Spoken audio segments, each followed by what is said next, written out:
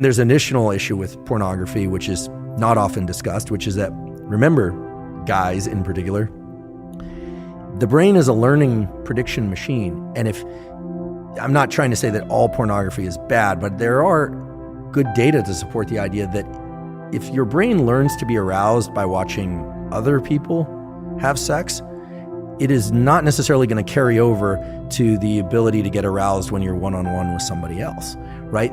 Especially young kids who are consuming a lot of pornography, the brain is learning sexual arousal to other people having sex. So you're going to program yourself into being a voyeur?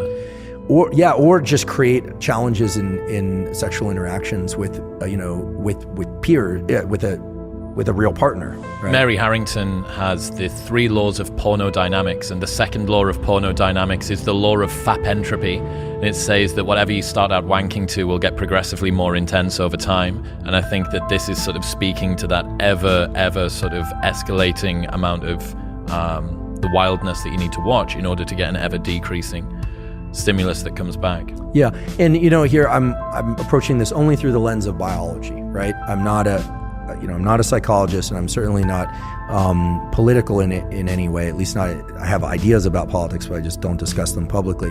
But the idea here is that I'm not saying pornography as a stimulus is bad or good.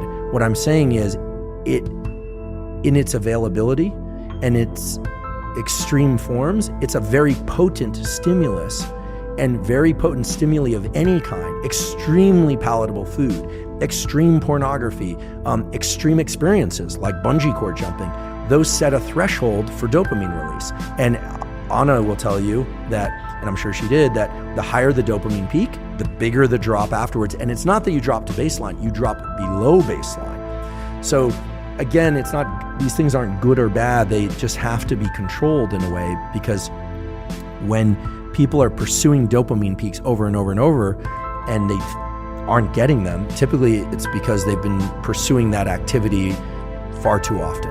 And you're saying perhaps take a break from that, and there may be an ability for yourself, your system, to reset. Right. Yeah. Yeah, I mean, in theory, all the things that we're talking about with pornography could be superimposed onto food, or could be superimposed onto real sex, right? That one also has to be cautious there, right?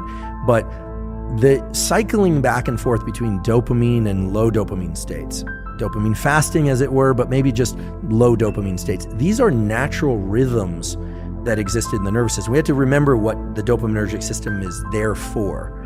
I'll say it again, I wasn't consulted at the design phase, but we know as a generic form of motivation and pursuit, you can imagine the human or the animal that's hungry or thirsty. It needs energy to go pursue the thing. So the idea that you have to eat in order to get energy, that's true, but you need energy in order to get the thing to eat. So our nervous system has energy also, that's dopamine and epinephrine.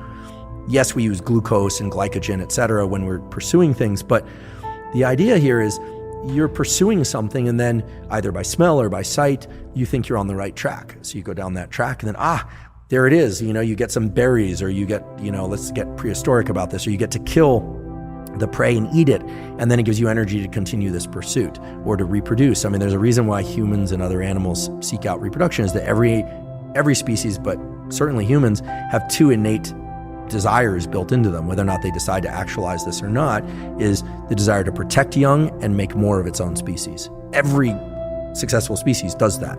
Even if people don't have children, in general, people care about children because of what they represent. Very few people dislike children. I mean, there are a few mutants out there that dislike children, but you always worry about those kinds of people.